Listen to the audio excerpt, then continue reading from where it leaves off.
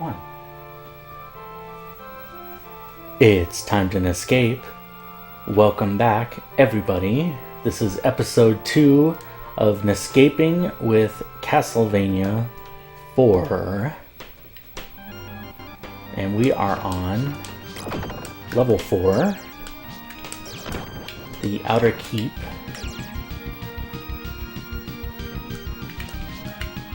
Where we are first going to start being actively resisted. And the first thing I want to point out is that cool skull in the wall there that follows us as we move along.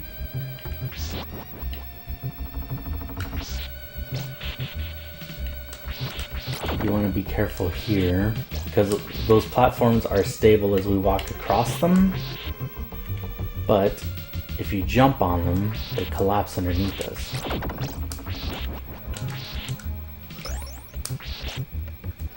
Plenty more of those skulls in the wall there, and we got some moving platforms.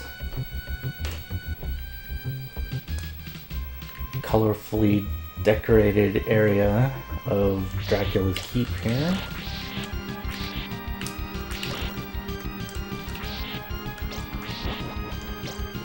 Lots of odd creatures in the walls trying to get us, and some waving skeletons. There we go. Pick up the dagger there.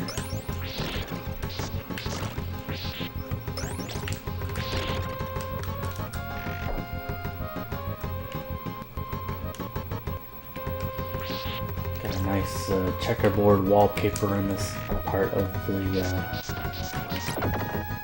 keep here.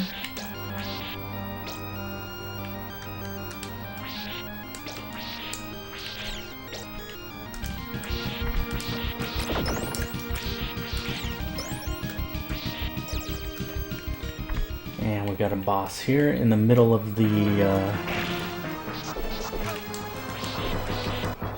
level. Big giant skull with an ugly tongue that's waving at us. Not a particularly bright boss. That's okay, he's just a middle boss. Continuing on here, we get a very fine early example of the Super NES's capabilities. Uh-oh. That skeleton gives us a hint as to what's about to happen here, as the entire room rotates on us. Really cool visual effect at the time. I think things like that is what really set the Super NES apart from its competitors. We've got to be careful that these Medusa heads don't knock us off into the spikes below and give us a similar fate to that poor predecessor down there. And now the room's rotating again, so we better hold on. This blew young Mr. Ness guy away at the time. There wasn't anything like this, at least for home consoles. I'm kind of sit here for a while wondering what to do before that platform appears for us. And we slowly swing over and continue through. I absolutely love this part of the game. Very innovative and cool. Moving on, we have another rotating room. This time it's the background.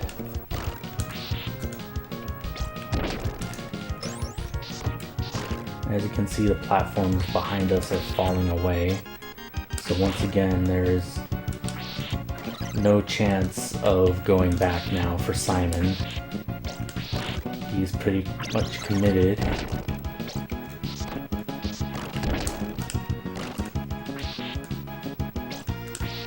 The processor for the Super NES put to the limit. We see some significant slowdowns here. We'll make our way through to block number 4-4.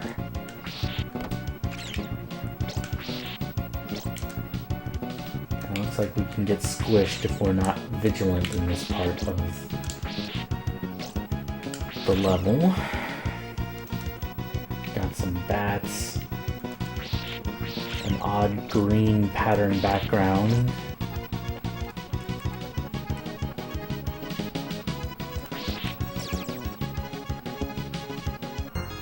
Okay, so we'll just wait for this platform here. Move on over here. There's some parts to this game that I never really explored. I sort of just take the path of least resistance. And I'm sure there are some things that I miss doing that, but you know, you get into a rhythm and a memory of the level and you kind of just take the same way every time.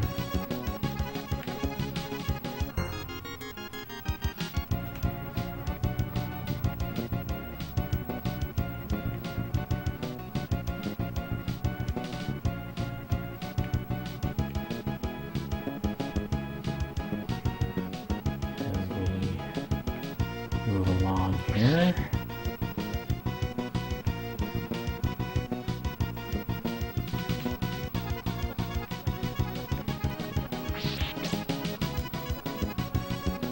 Moving on up and over.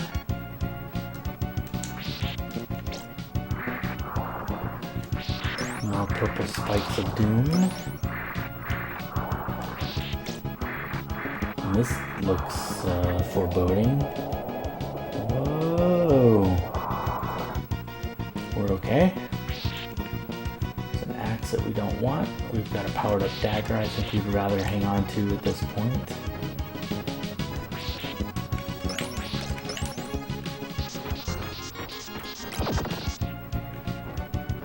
Trying to get it fully powered up here if we can.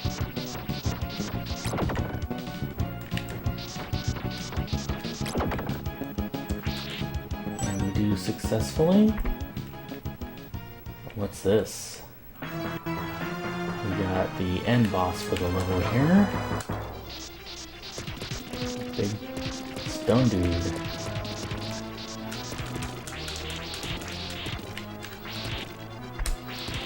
Not exactly the brightest tool in the shelf, on the cutting block. I don't know. He's dead. In dramatic fashion. Epic pose. Level 4 is clear. Cut it a little close there at the end on the life. And we'll move on to stage 5.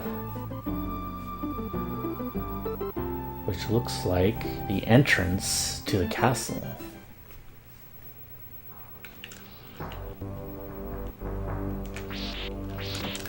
Got some really threatening music here.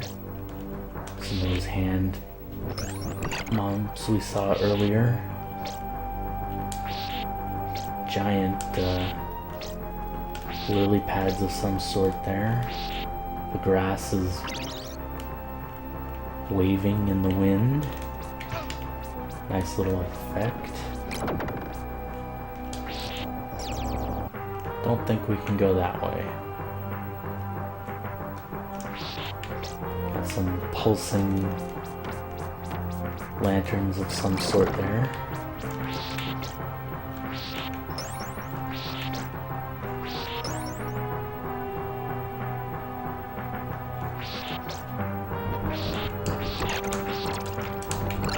Music telling us, okay, we mean business now. Though we haven't really been challenged yet. Continue to try powering up the boomerang here. We see some trees in the background.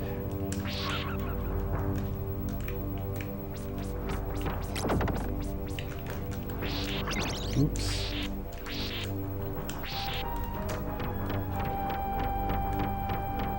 Cool little trick. Your whip continues to do damage even if you're just holding it out there. So you can just kind of dangle it below you and kill anything stationary underneath.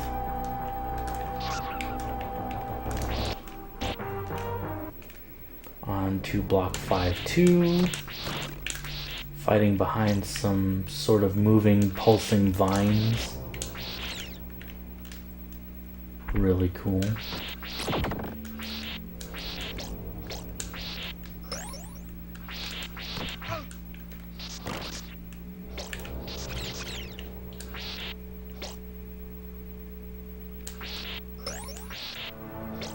I love how the music goes from the threatening Dracula curse sort of music to the soothing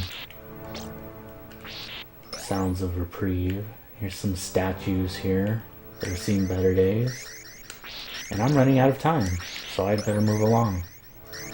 Fortunately, the entrance to the castle is right here. On to stage 6. Inside Dracula's castle.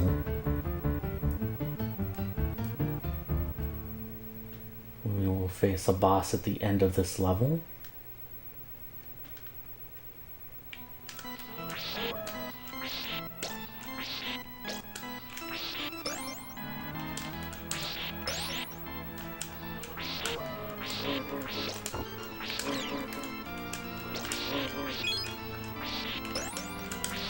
These dogs get back up again after a moment. No animal cruelty for us in this level.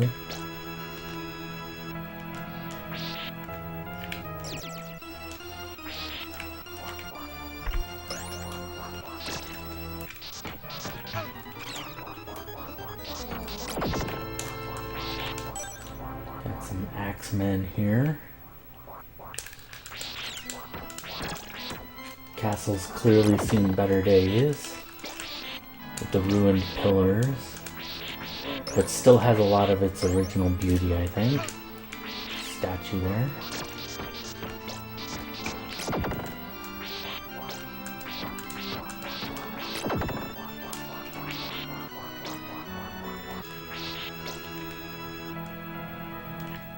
To another really cool, innovative level for early Nintendo.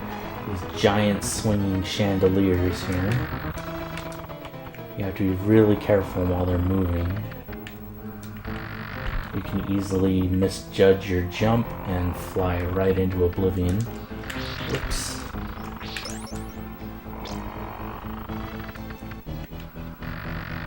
Background, a simple red pulsing light.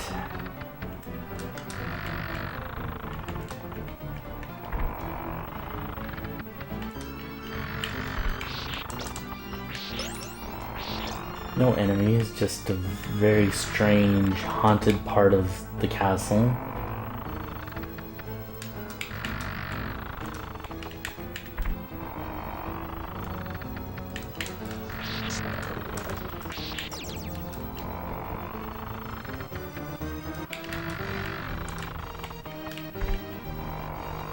Moving right along.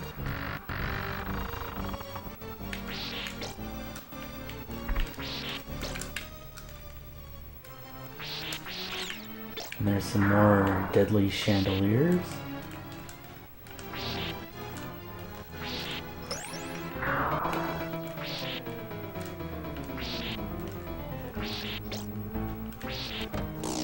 And look at that, a secret area. The ghostly caretaker and his spectral wolf.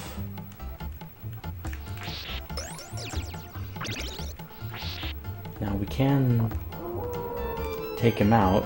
We take out the wolf and the poor guy cries and fades away. Kinda sad, I guess. Oops, had the boomerang, accidentally grabbed a knife instead. Well, knife it is.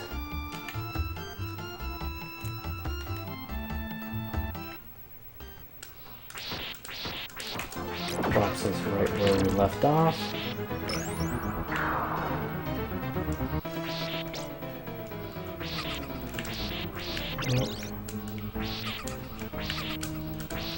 Some weird ectoplasm-y stuff.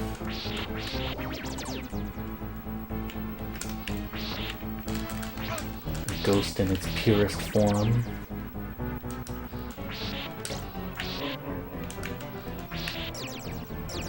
some suitors seeking the maidens that we had just slain. Sound like they have a whooping cough when you take them out.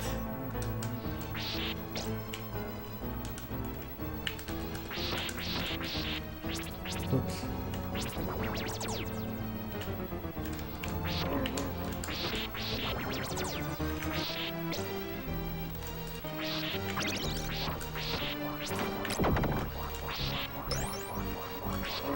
May as well try and power up this axe while we've got it. Whoops. Ow. Got us coming and going.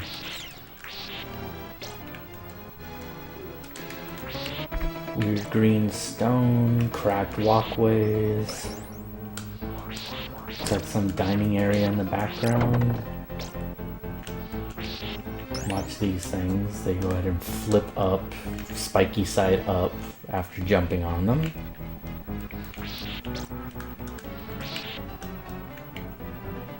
This part of the keep falling into more disrepair than previous areas.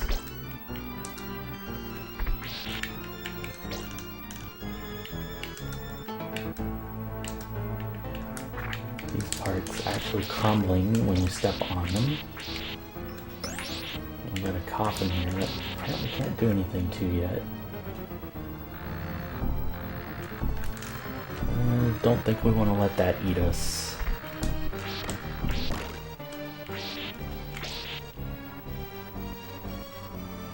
Yes, I walk up the stairs backwards a lot. Just a habit I developed somewhere in my numerous playthroughs of the game as we move to a more underground area of this level.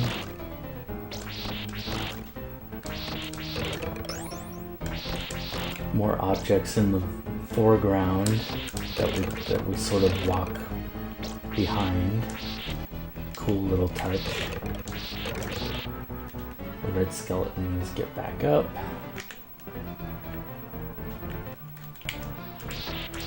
Continuing along here. Pork chop for full health. And these hands like to grab you, and then those spectral swordsmen come to life to swing at you. But if you're quick, you can take them out before they actually do.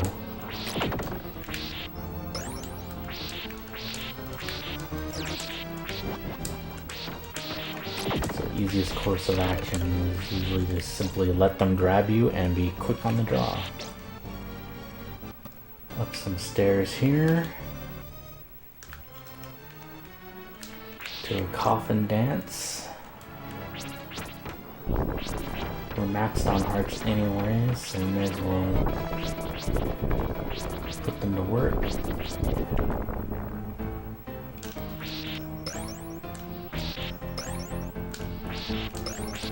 Take out the table before it can even do anything, because you know it's there to do something.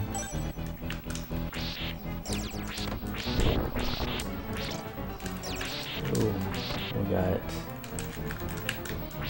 couples dances now.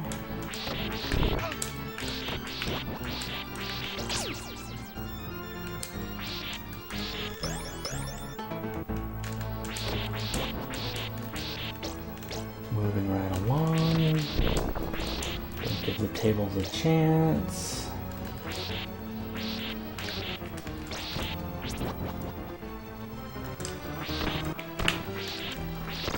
And they give us a 1-up there because we got a boss fight coming up, and it's actually not exactly easy. As the entire background begins to move and perhaps try and distract us. They take a lot of hits, they're hard to avoid, but we made quick work of them this time. And we got a semi-epic pose. In case you're wondering, in the instruction manual, that boss is called Fred Askare and Paula Abgul. Funny, right? Or not? At any rate, we are moving on to stage number 7.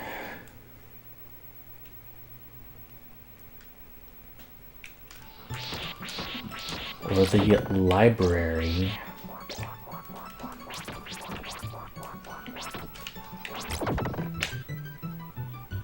Library in serious disrepair, although the books don't look too bad. Statues are falling apart. Torn tapestries. Some of the books are wiggling, of course. Kinda spooky.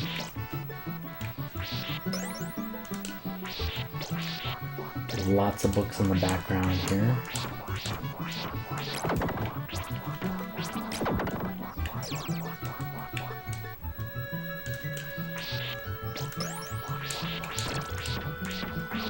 Music kind of fits a haunted library in a way.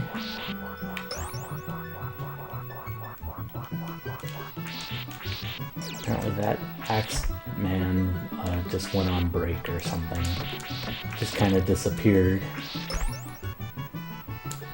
Into the library? Alright, got a boomerang back. Let's try and power this up and not grab a different weapon instead this time. More wiggling books as we make our way down.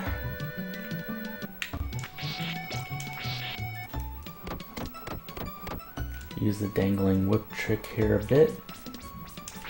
And then that gargoyle kind of just gives up on us. There we go.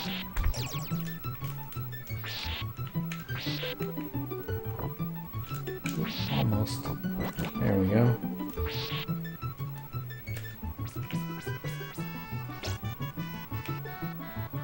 Continue to make our way down here. Whoop, more wiggling books.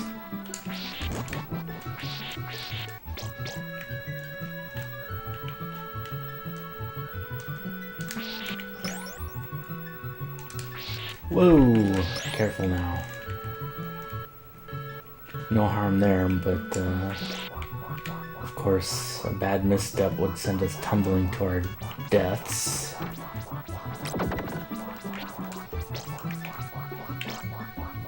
Actively trying to avoid dying here. Go and collect that as quickly as we can. And we got some floating book platforms here.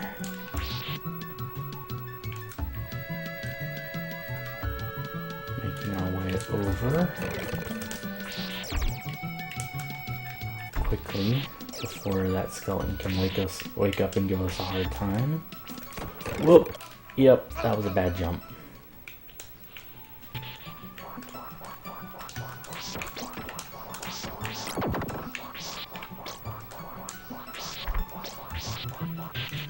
Platforming deaths, probably the most common for me in this game. On this one though, you don't even have to jump.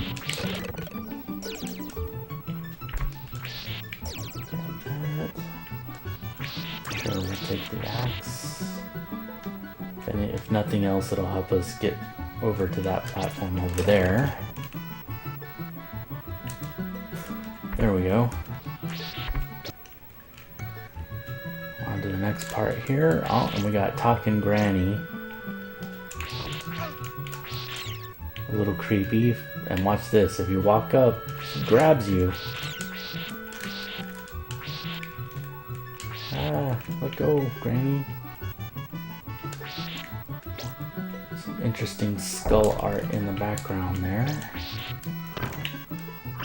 Pork chop to replenish our health.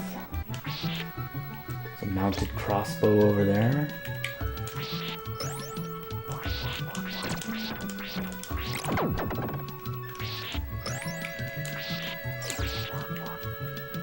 Head down this way. Uh-oh, there's something under the rug there. Preemptively take out Granny's hand so she can't grab us.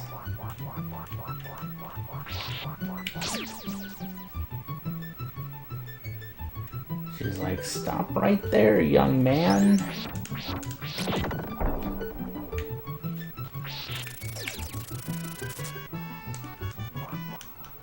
Ow.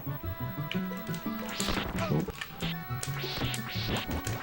Over there wanted a piece of us.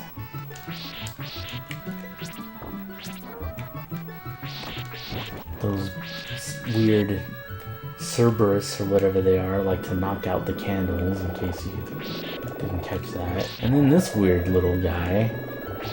Never really understood the point of him very much. He's just kind of there,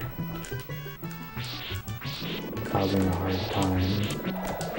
Sometimes eventually he just crawls away when he's done with you. Like that. It makes a really weird noise. See if there's anything else over here. There we go. Some much needed health. Some mounted halberds and pikes.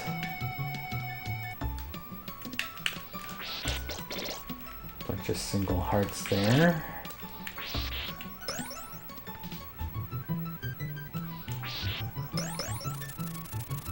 Whoa!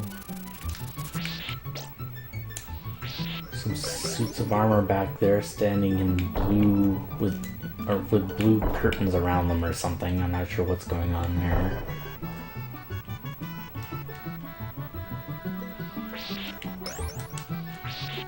Simon apparently not a crossbow guy. He's not really grabbing any of them. I don't know, I would think a crossbow would be a little more effective than a whip. Although maybe not, because you have to reload a crossbow. There's some more health. Thank you very much. Uh-oh.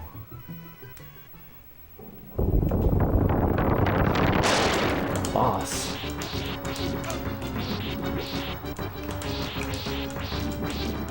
Just throwing his axe at us.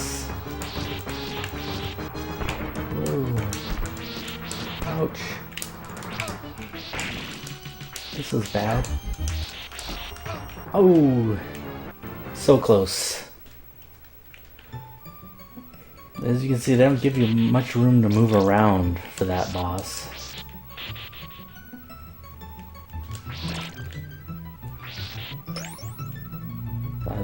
That battle, more than most other boss battles, feel more like a battle of attrition to me.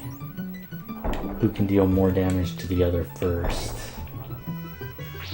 I think perhaps if I hadn't been standing on the raised area and taken that first axe throw, I might have outlasted him. Oops. We'll find out this time.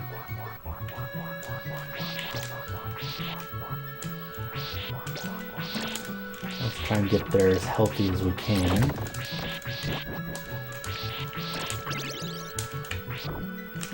But I knew I wasn't going to be able to turn around in time for those. Alright, let's give this another shot.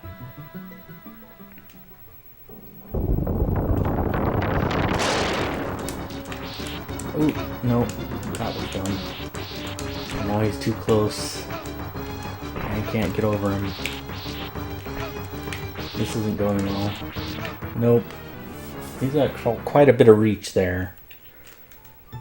Okay, let's try this again.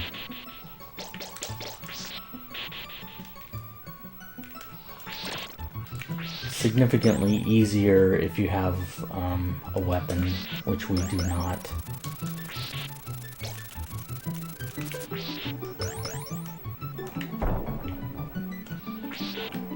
It's all on Simon and his whip here.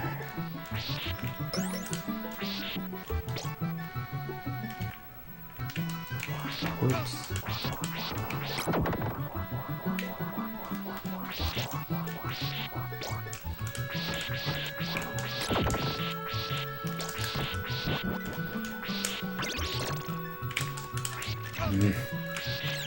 It's alright. We got this, right?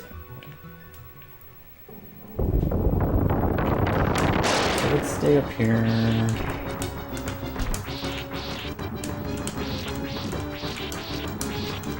Wail on him as much as we can while he's fooling around.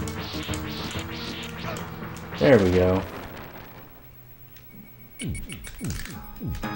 Epic whip pose. Level 7 down. And I think we're going to stop there. I made a lot of progress. Made it through stages 4, 5, 6, and 7. When we return, we will do stage number 8. Stay tuned, everybody. Keep on feeling good, and until next time, good night.